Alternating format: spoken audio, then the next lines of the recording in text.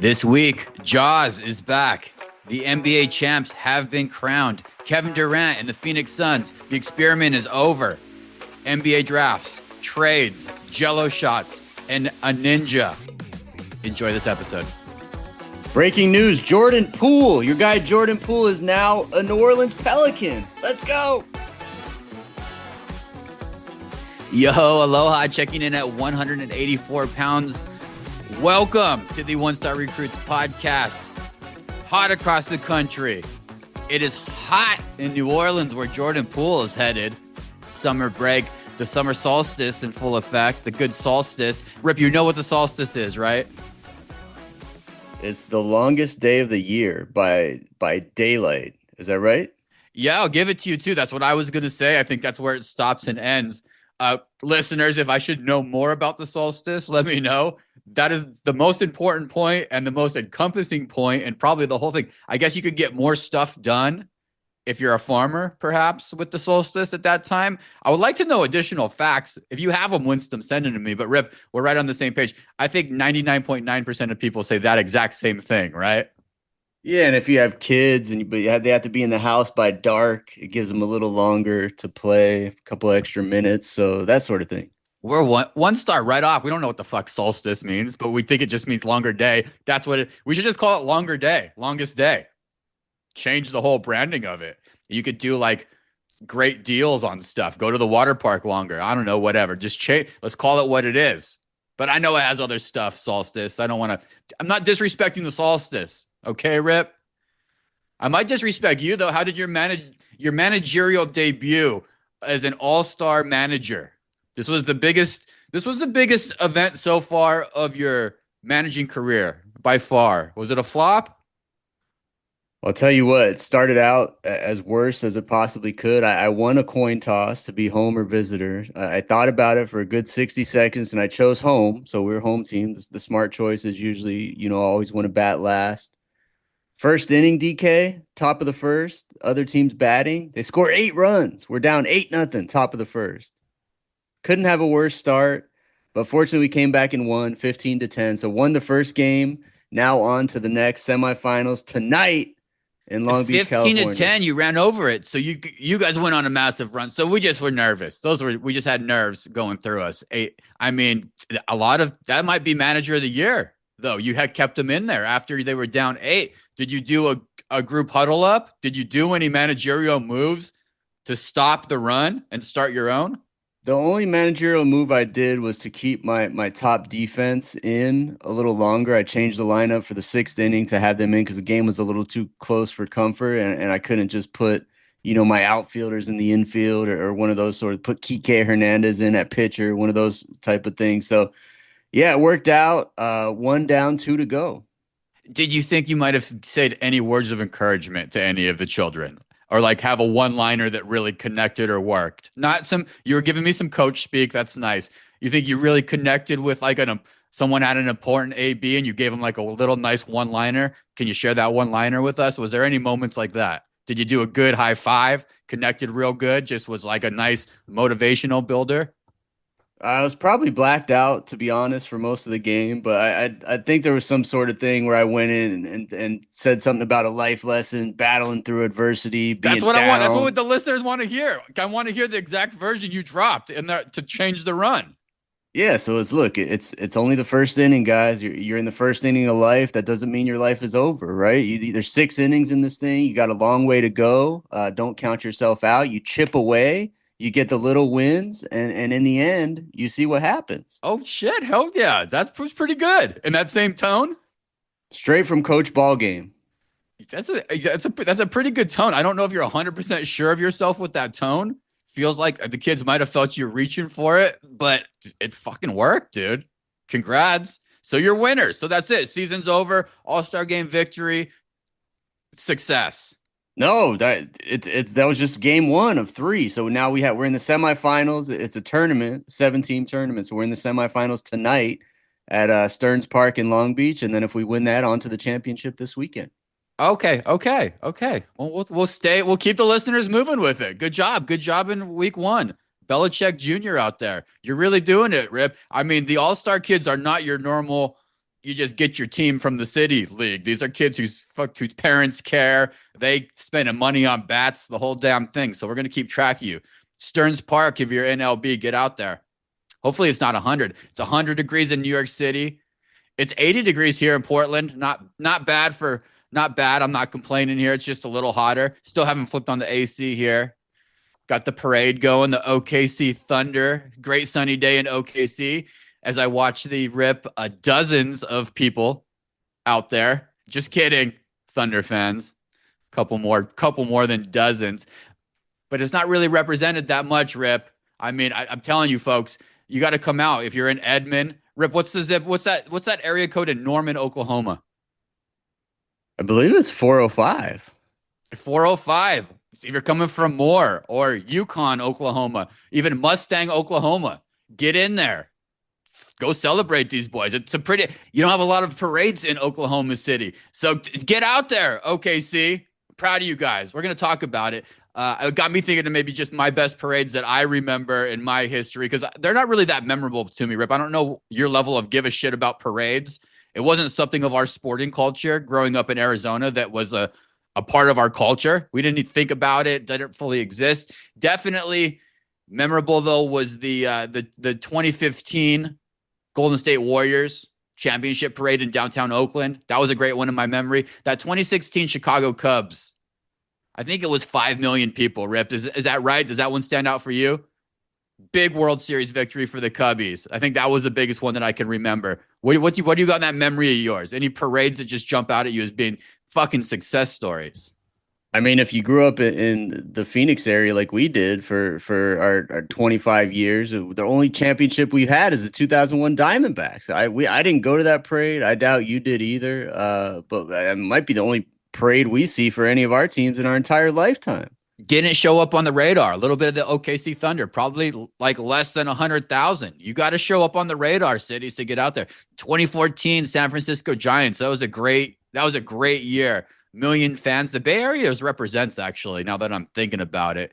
Maybe Boston 2013. I think that's when they broke out all the duck boats. Whenever you start breaking out fucking duck boats in Boston, it's going down. They know how to parade. Anyway, OKC, I'm proud of them. Quick fun fact, Rip, Jalen Williams, Jalen with an L Williams, drank alcohol for the very first time after winning the NBA Finals. Do you believe him, Rip? He said, I drank a little bit. I took a couple shots, champagne. I had a beer. It was disgusting. I'm sticking to Shirley Temples. You believe him, Rip? No I do booze? believe him. I do. We had his brother Cody on, the kind of family they come from. I could see them never drinking. But the interesting thing is you just go from 0 to 60. You're taking a couple shots, champagne, beers. You got to slow down a little bit, Jalen. Celebrate with the homies, man. He is a good dude. He's a good teammate. He was taking photos of people. Yeah, comes from a good family, Rip. That's right, Cody. Big Cody Williams. Utah Jazz rookie, also a one-star recruit alum, friend of the pod. One love to the Williams family from Gilbert, Arizona. Gilbert, home of Jalen and Cody Williams, trained from TTB, Rip. Let me see. Bahama Breeze. Don't forget Bahama Breeze. Bahama Breeze. Thank you, Rip. Excuse me. Ryan Fitzpatrick. We've got Highland High School in the house. Brock Purdy, now fucking paid. Brock Purdy, Gilbert alumni. And current residents of the Honky Tonk Man, WWF legend, the Honky Tonk Man. Thank you, Rip. Roy Wayne fucking Ferris, Gilbert alumni. If you like hot asses on social media, the Cavanier twins, Gilbert people. What's in the water? Gilbert's doing it, Rip. Per capita, probably the number one city to put out celebrities in the entire United States. I don't know about that, but those are some pretty good names that we just hit off the cuff. That was actually pretty nice. Good, Shea Gilchrist Alexander. He did it. He's rocking a Canadian flag today. I'm still here on this parade. I'm going to hang here for a sec because we talked about fathers, man, and families with the Williams brothers. Another great situation. Best thing I heard all day so far was his dad, who's a real big chiller. I don't know if that makes sense when I say that to you, Rip, but he seems like he chills real hard. Like he can kick back and just chill with the best of them. I kind of strive to be a good chiller. It's involved in your composure, your body language, the way you flow at life a little bit. At the end of the day, though, he did a nice interview talking about basketball is great, all this is great, but he's a real good human. Fun to say that on parade day after you've won everything in the league, but I also believe him. I think Shai's a really good human being. I would like to chill with him. The Williams brothers, 1-star fans. I'd like to chill with Chet Holmgren. He looks like he might get bit by a bat or go back to Transylvania, but also seems like a pretty fun dude. He reminds me of a guy that I used to work with who did graphic design, who was pretty good at basketball too. And type of human being, Rip, once you hang out with him for a minute, you're not fully sure. And then you get kind of just a couple sparks of comments and little things. You're like, holy shit, that guy's real fucking hilarious. Chet Holmgren, would love to chill with him. Lou Dort. It's a team of people I would like to chill with, Rip. I could see you hanging out with Alex Caruso and having the time of your fucking life. Maybe you meet up with Alex at a hotel pool in Mexico on accident. You guys are both in the same hot tubs with your ladies. Might be a top 5 moment in your life for you. Come on, Rip. A bunch of good homies. I could definitely see that Caruso. He's basically a younger, rich, maybe a little bit more hair, better looking guy than me, but kind of on the same vibe as Alex Caruso. But he's a little more athletic too. He wore his Lakers championship ring around his neck at the parade today. That's something I could see you doing. You could just wear, but you would just wear your wife's ring to tell other ladies that you're married. That's what you would most likely do. Parenting moment. I do have a kid on the way. Tell me this, a lot of concern out there in the universe. After they won and the trophy presentation was going on, Isaiah Hartenstein, also a good dude, but a lot of concern out there for his child's neck. The way he was holding his child, who was asleep through a whole cheering fucking trophy presentation, which is impressive. Hand clap. I mean, that's an example right there of how to get your child just tired. And then what happens? They can sleep through anything. But nevertheless, Rip, as a father, were you seeing this, and were you yelling at the television screen for this man to secure his son's neck more?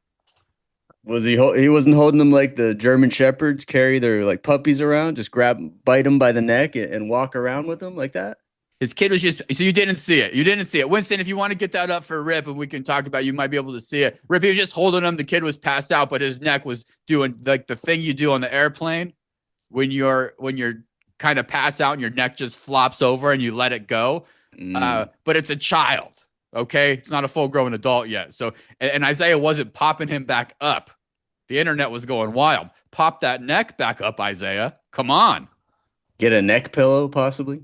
Neck pillow that kid. But also, kid was exhausted. That could be how he sleeps. Strong neck. Basketball player. You have strong kids with strong necks. 4th of July, Rip. 1-star bump right here. Our guy Jaws, Joey Chestnut, friend of the pod. Listen back, a great episode. He's fucking back. The GOAT, 16-time eating champion. He was out, just to update people, Mom. He was out of this. He got into some beef with Impossible Foods. Some kind of beef happened. I don't even have all the information, Rip. Do you know why he was out? Something happened where he couldn't participate. And the big news this year is that he's back on Coney Island. He's fucking ready to rock. If you're a betting man, go ahead. There's no chance. He was gone last year. This homie Patrick, I don't even remember. Patrick Bertoli, he's a fatty. He won this thing with 58 hot dogs. Let me just remind you that Jaws comes in and easily plops down 76 of these things. Okay? No problemo. I think 83 might be his peak. So 58 took the dub last year. It's not acceptable in America, Rip. 4th of July, though. He's winning, right? This is must-see TV, number one. And then our guy Chestnut's going to just dominate this thing. Not a question. I don't know the odds, but it's got to be like minus 100,000 for this guy. I mean, the older he gets, the more hot dogs he eats. He took the year off, I think, to just dedicate himself to plant-based meat, and basically took a paycheck from Impossible. But yeah, he's back, and he's 100% guaranteed to win. He's back. Can't continue just without saying quick, tough loss for the Indiana Pacers. Very inspirational, Rip. I'm curious to get your thoughts. Well, actually, first thing, Mom, their star player who carried them here got injured early in 7 minutes into Game 7 of the NBA Finals. Tyrese Halliburton, he tore his ACL. Rip, we just saw this injury with a couple other superstars. Jason Tatum, it happened earlier. we hear that pop. Now it's more common as sports fans. It's something we kind of even know when we see it, unfortunately, which is a little scary. A lot of talk out there about seeing more of these ACLs, MCL tears as late. People talk faster game, more hours of actual play, starting earlier with AAU and how that kind of represents in those theories. What's the RIP theory on why we're seeing more of these ACL injuries? A little creepy graphic I saw the other day. Jason Tatum, Damian Lillard, and Tyrese Halliburton, they all wear number zero. All wear Oh number shit. zero, and they all tore their ACL in these playoffs. So basically, just don't wear number zero. That's the take. Interesting, Rip, because I don't think there is a rhyme or reason. That might be it. You're doing some witchcraft right now. Very creepy. Hallie, that's what they call him. Tore that thing. So very sad. But my takeaway, my biggest takeaway from this side, especially with the Pacers, Rip, is the concept of teamwork, but real chemistry is back. We lost track of it with analytics. We lost track of it with salary cap, with big three, all these things that these fucking like memes that come into our world of in the NBA, where we got back to teamwork and chemistry. This was an all-time shouldn't be here finals team, and they fought their way to the NBA finals with less talent, less money, less assets than all the major teams, and got to fucking game 7. I really tip my hat, Rip, to Rick Carlisle and the Pacers for reminding me that the love for your teammates, the fight, the chemistry, you could do real amazing things and just move my mind away from the sense of superstars win, big three, all these things. This lines me up, Rip, for talking about Kevin Durant and the Phoenix Suns trade a little bit more. But thank you, Pacers, for doing this, for showing me that it still kind of exists, Rip. Are you okay? Are you okay with how this season wrapped up? Two small market teams, one Cinderella story, one story of rebuilding and rebirth and like fucking earning your way to a finals in Oklahoma City. Some people would say thank you, Paul George. You can actually do a butterfly effect to thank Paul George directly for this championship ring. But I'm all for new cities winning championships. Thumbs up for me. How do you feel? You cool with how this thing wrapped up? 5 stars all around. Yeah, if you're not rooting for underdogs, you're a lunatic. If you want just New York and LA and Houston and those other big cities, Miami to win every single championship, you're an absolute maniac. You gotta let these small market teams compete somehow and find a way for them to level the playing field. So that's what we saw this year. Again, I mean, even down to the two teams that lost in the conference finals had never really won a championship in the last 25, 30 years or ever. So it was really cool to see a Final Four that hadn't won a championship in a long time, and hope it keeps happening. Me too. Gives me hope for what's going to hopefully start to happen now in Phoenix. Kevin Durant's been traded away from our Phoenix Suns. Okay. Holy shit. This chapter feels like a fever dream that has simply come and gone, like a tornado that just brisked through the valley and then it's heading right back out to its next city to do it again. For me personally, and I really do like KD, but I'm just over him on my team. My team being the Phoenix Suns, situationally in the situation that we are in, that now could be a rebuild or could be maybe fighting for a play-in game spot, but giving the team back fully to Devin Booker and putting all my stock back into Devin Booker and let's try this again. I'm in. So it's kind of a Draymond Green situation for me, Rip, where I just don't really want him on my team right now. But I love him on a fully baked squad ready to go like the Houston Rockets. Do you agree? You can keep that Yeah, thought. Okay. he's kind of built a reputation over the years of just going, demanding trades to winning teams and trying to form super teams. And maybe this was a little bit of that, but I think the Suns were ready to Is to he a end the dick, KD Rip? experiment. Is Kevin Durant a dick?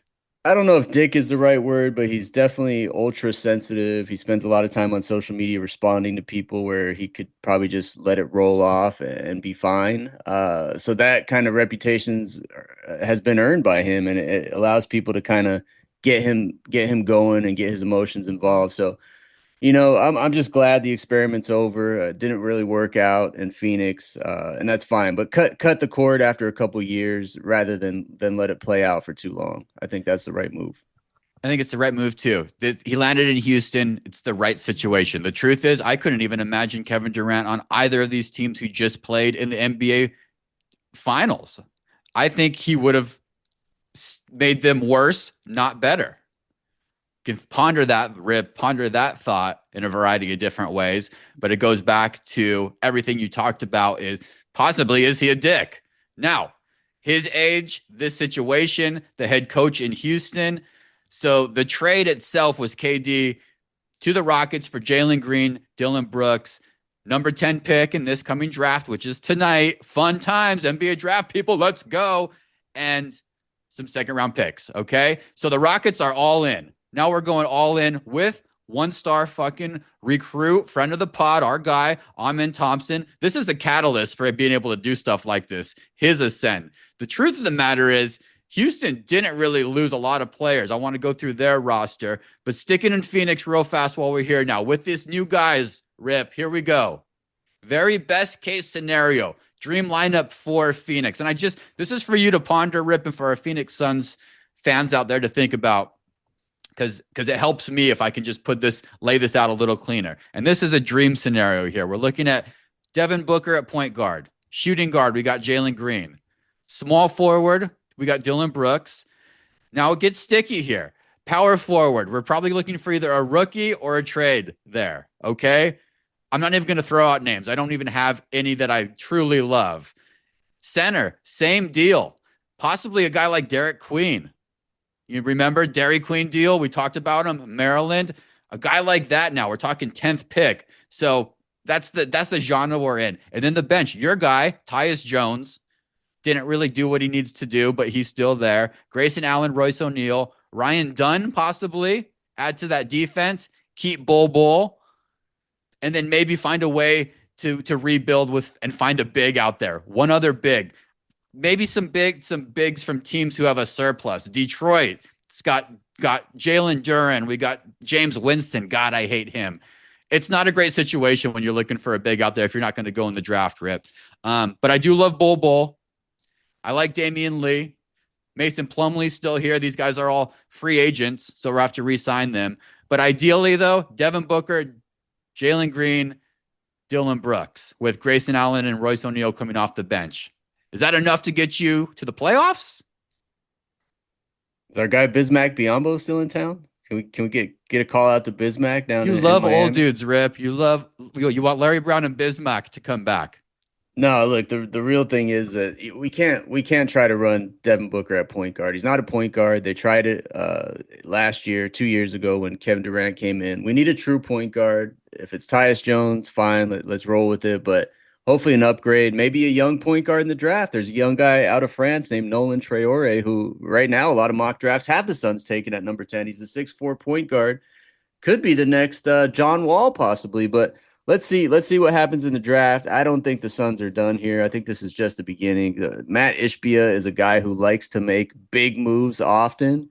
So I wouldn't be surprised. We still got the Bradley Beal dilemma. Is he going to get bought out? Is he going to somehow get traded for a second round pick or whatever the hell it is? But the guy makes a lot of money. He's guaranteed a lot of money over the next couple of years. So that's the problem number one that got to get figured out. But the Suns aren't done. We're not going to go into training camp with this exact roster.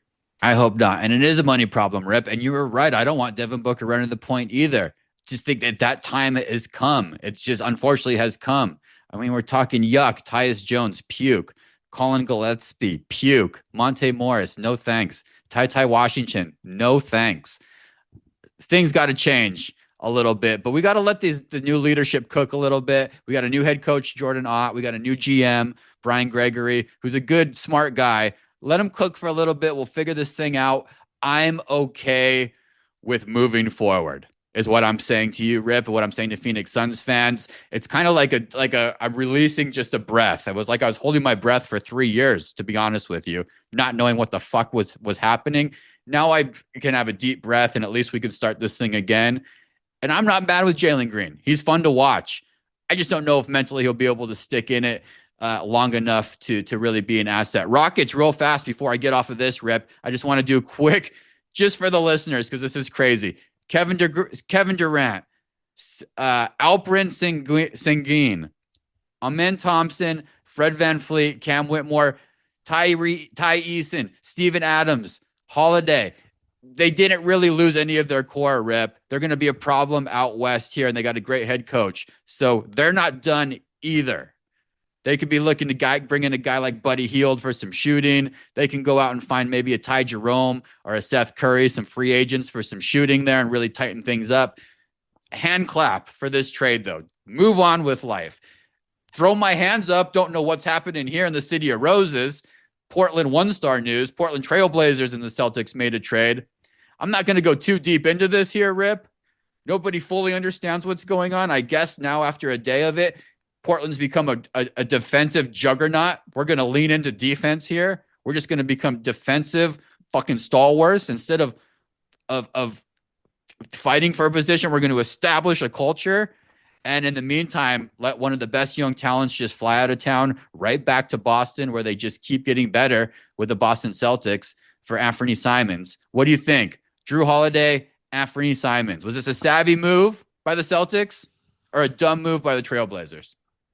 It seems like the first of probably a lot of big moves by the Celtics. They're way over the cap, way over, I think, the second apron. So I don't think they're going to want to pay all the extra tax money. Maybe a Jaylen Brown move coming. Who knows? But they got younger, that's for sure. And then they shedded a bunch of salary with sending Holiday over to Portland. Who knows what the Blazers are doing? And they got a lot of young players there. Scoot Henderson, Avdija, your guy Avdija from Bosnia or wherever Great he's from. jersey, great player.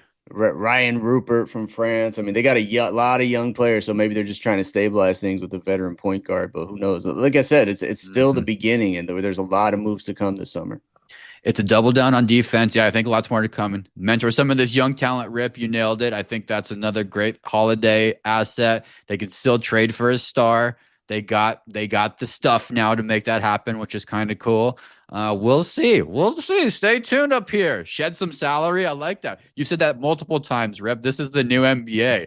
You can't go crazy anymore. These fucking taxes are too insane. Good job for the NBA, though. By the way, congratulations on champion Florida Panthers on winning the NHL championship. Great job. Moving on. 1-star moments of the week, Rip. What do you got? We've been having an issue in this house, DK. As you know, we have two young boys, 8 and 7 right now for the next couple months here. You'll be seeing yourself with this dilemma in the next 5 to 7 years here as your boy grows up, your incoming boy, due about in a month now. But 1-star moment, man. It's the kids, the boys peeing all over the toilet seat. My wife, I think, sat down on the toilet the other day. I heard a scream come from the bathroom, basically sat in a puddle of pee. 1-star moment of the week, man. It happens every time. I've learned to look down and basically wipe the seat anytime I get in there, just to minimize the damage. But I need ideas from listeners, from you. How do I stop it, man? How do I teach these kids not to pee on the seat? I've tried to tell them to open the seat so they get a bigger radius to pee in, but keeps happening. They don't wipe it up. So I need some incentive or some kind of way to teach them that lesson. Maybe I pee on the seat and have them sit on it. Reverse psychology. Overthinking all of it, man. I've talked about it on this podcast. I'm a practicer of it. I'm not ashamed of it. I think that it got a bad rep for some reason, and it shouldn't. Fucking sit down. Sit down and pee. Stops, no problems. And you get to relax. Everybody wins. Sit down.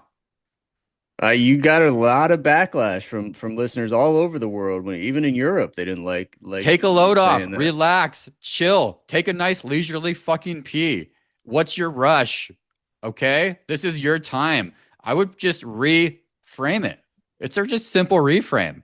This is a problem in life. I still don't understand why. Why stand when you can sit? What are we doing? So why? I've read all the parenting books. I've seen all the 100 lessons to teach your kids. Never once have I seen sit down and pee in one of those books, DK. How do you explain that? Never once have I been to prison. They practice it. The same reason that your wife and you are upset. Ain't nobody wants to sit and pee. There's rules. You can do stuff, or you can choose the path of least resistance, which is just a little bit less manly. You might get a couple jokes. You want to stand up and pee? Stand in and pee at school. But guess what? When you're home, you get to sit down and pee. You get to. It's your lucky day. Big winners. You don't have to. You get to. I like it. I like it. It's a reframe. It's a reframe. And if you must pee, which is totally fair, and this is just some man shit right here I'm about to say, go pee in your backyard. I still fucking do it and I love it. Go pee in your backyard if you got to. Otherwise, sit down. 1 stars are back, baby. What's your 1 star moment of the week? Also involves going to the bathroom, Rip. Funny enough. 1 star moment of the week. I lost my shit on a homeless guy. Portland has a homeless problem. Everybody knows that. Honestly, we've hit the point where nobody knows what to do. And it's just you're caught between wanting to be a compassionate human being and then also wanting like feel safe in your own city. You can relate to this. I think you had humans run up on your house and do human feces possibly, which this actually involves. So feeling safe, now I walk my dogs every morning in Washington Park, which is a gorgeous park, very safe, very fine. It takes me through this Veterans Memorial Garden, which is a beautiful spiraling, elevated, grassy area honoring the veterans who died in the Vietnam War. And for the last month, it's been home base for this very like persistent, very trashy homeless guy who sets up shop right at the base of the stairs, right by the same fucking trash can. And he's there, same spot, making the same weird ass noises with the same pile of garbage. And I've just rolled my eyes and kept this thing moving. So today, dude was up and moving with his sleeping bag. I turned around the first spiral and I looked down. Now I'm elevated from him, Rip. And I'm about 30 feet above. And I look fucking down and I see this guy going to the bathroom. Rip. Fucking pulling his pants down and going to the bathroom in the fucking memorial. So I get up to this thing and I yell, "What the fuck? This is a memorial." That's what I thought of. I didn't have anything else in me, but and it was kind of like passive aggressive, like, "What the fuck? This is a memorial." It's a guy shitting. Like, I almost want to keep it moving, but I was like, "Don't shit here." I felt compelled. Like, that was not such a disrespectful fucking place. I even pulled out my phone like I was going to do a recording just to let him know that like I wasn't fucking around. This wasn't cool. And he fucking lost. He lost his shit. He started screaming about how it was his park and threatening to kill me. It was like I was up high enough that I wasn't worried for any situation. I was kind of just in a place where my heart started going a little bit, and I looked back down, dude, and he pulls up a fucking weapon. I don't know if it's a pipe or it was something like circular or loud, but now he's holding something up, yelling at me. Let's be real. This is a guy's like a total fucking zombie. So he probably weighed 95 pounds, soaking wet. So I could have taken him, but my heart's still pounding. I just watched this guy shit. He probably has shit in his ass. He's probably smelly. So for like the next 5 minutes, he serenaded me with fucking yelling threats as I keep going up this memorial of how this is his park and he's going to get me and whatever. So normally with the homeless people in Portland, I just mind my own fucking business, keep it going. But when it comes to shitting and pissing on fucking memorials and nice parks, I'm draw the line. And that was just like my instinctual thing. I wish I could gone back and been like even said it stronger or something. I don't even know what the fuck I would have done stronger. It was still so passive aggressive and 1 star though. Rip. But good news, dude, on the fucking bright side, I guess, when I came back, so I did my little loop with the animals. I came back. I was ready for confrontation too. I was like, if he's fucking here still, because I had to walk by that area again, I was like, I'm gonna fucking confront this dude. Whatever. It's disrespectful. I was heated at this point in time. I saw him gathering up his fucking 2 liter of Coke and his fucking nasty sleeping bag and leaving the memorial looking pissed, and he head down the hill. So maybe I spooked his ass out of there. Maybe he'll find a public bathroom. At least like go to the fucking woods, dude. Don't do that. So 1 star moment of the week was me losing my shit, but also like fucking don't find a better place to drop a deuce, man. Fucking asshole. That's it. Well, 2 things. I would like to see that on video. As always, I need to see some of this stuff on video. Probably be viral. But the other thing, man, is 2 minutes ago you encourage little boys to pee in their backyard, and I think this is what happens when you teach young kids to pee in their backyard. Oh, eventually wow. it evolves We're tying it all together. Rip, you just are using my own shit against me. That's literally. I mean, yeah, it leads to shitting and pissing on memorials. So maybe Shit. maybe Maybe rethink that. Maybe rethink that one, DK. there is something about peeing in your own backyard that is very animalistic. It's hard to explain, but I've never shit in a public memorial park before either. So still, that gets your blood boiling a little bit. I just I don't even know what to do. I came home and I even Googled like, what to do in Portland if you see a homeless person shitting in a public place. The worst of it all is there's nothing you can do here, except grit and bear it. So we'll move on. What the heck can you do? Wreck of the week. What do you got? Wreck of the week. I'm tying back to a previous episode we had on One Star. A great interview with the founder of the Savannah Bananas, Jesse Cole. And the wreck of the week, DK. I don't know how many people are actually aware of this, but Savannah Bananas tickets are super expensive. They have an MLB ballpark tour that just came through Anaheim and Charlotte. These games now, DK, I don't know how many people know, are now on ESPN. They have a list of, I think, 10 games, 10 dates that are on ESPN. The next one is actually coming up this Saturday from Nationals Park in DC. So if you're not in a city where you can go watch the Savannah Bananas live or tickets are too expensive, I think these things are running like $200-300 a ticket these days. Wildly successful. Check it out on ESPN. I'm actually planning on watching because I've never seen a Banana Ball game on TV or in person. So I'm planning on watching this Saturday from Nationals Park in DC, 7 o'clock Eastern, 4 o'clock Pacific. You can watch the Savannah Bananas on ESPN. Free plug, not a sponsor. Rips all in. Guess who's completely out? Me. I've also never watched a game. I never will. I'm going to put it right up there with watching pickleball. No thanks. How dare Hard you do that pass. to Jesse Cole? Good for you, Jesse. I'm glad there's a market out there for it. It's baseball meets musical, and it's just a little cringy for me.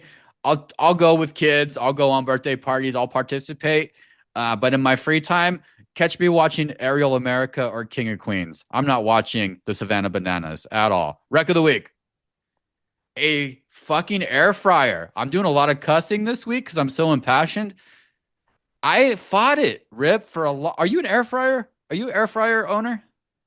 I have one of those toaster ovens that also has a convection oven No, and an no, air no, no, no, fryer. no. You're not one then. Stop that right now. Your answer is no, because you're not. You got to get a real fucking air fryer. I caved in and I bought this Ninja air fryer, 129 bucks. I've been a holdout and a skeptic for fucking years. I thought just probably like you, Rip, it's another fad. It's another Instapot, Vitamix, fucking sous vide stuff, whatever people get into. I didn't want it taking up more counter space for me. I thought it was just a glorified hair dryer. I thought it was what you're doing right now. I thought it was the same as my convection oven and my mini oven, my what do you call it? Toaster oven. It's not, dude. It's I don't know how. This is like asking me how Wi-Fi works or how our cell phones work. I'm not 100% sure, but I can tell you a couple reasons why it's not and why I love it. First, cooking for a smaller household, 2 to 3 people in this case, maybe 2 to 4. For you, you have light eaters, Rip. There's nothing worse than like having to make fucking just too much food. This contains it to the right amount of food, first and foremost. So I guess the toaster oven would do that as well. The second thing, though, this thing gets up to the right temperature, the perfect temperature of like 390 to 400 degrees in 30 seconds. It's better than the oven. It's better than a toaster oven. And the way that it's set up, it just hits in this case, I did my first round was beef and broccoli, and the outside coating and the cook on it was better than I've ever seen in any oven or toaster oven. So, third reason, this is on to day 2 and day 3. I started fucking reheating stuff, fried foods, French fries. I did a couple chicken nugget test, Rip. It restores these things completely from the dead. Zombie food, dead. It would be a normal throwaway. We're talking McDonald's fries, probably regular just frozen fries. I'm going to try that. Anyway, pop those back in, shake them up, 5 minutes, 390, shake them up, a little bit of salt. Better, almost better, Rip. I'm not lying, than when you got them fresh, eating them in the drive-thru in your car. So that's my third reason. So I guess don't be like me and Rip and think that you've done the air frying before. Get one, try it. I fucking highly recommend potatoes. Potatoes is a real game changer. Get yourself some Yukon Golds, throw them in some extra V olive oil, salt and pepper those things, a little salt and pea, and hit them at 390 for 14 minutes in the air fryer. Shake them halfway through. Serve those with your breakfast to your family. And then tell me it's not worth it, Rip. I'm telling you, change your life type shit. And I fought it for a long time. Wreck of the week, get an air fryer. I was once you. I have been you. I'm on the other side, and the other side is better. Sounds like a lot of carcinogens involved. It might be. I was thinking about that. That's what you think of? Really? Or are you fucking with me? Because I mean, any quick fix, like when it comes to eating, it's got to involve cancer, DK. I was thinking because it's almost too good the way it heats up so fast. I know it is fucked, but I'm in, and it's microwave, fucking easy to clean. It's air fryer, everything. The air fryer while I'm listening to fucking music in my earbuds with no connection. I'm just frying my body with stuff right now. You're an asshole. You're probably right.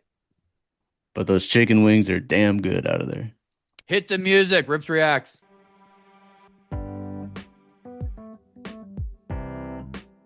Fans of one school in particular fucking smashed this competition, Rip. But this place called Rocco's Pizzeria and Cantina holds a Jello shot competition for all the teams. It's a restaurant in Omaha.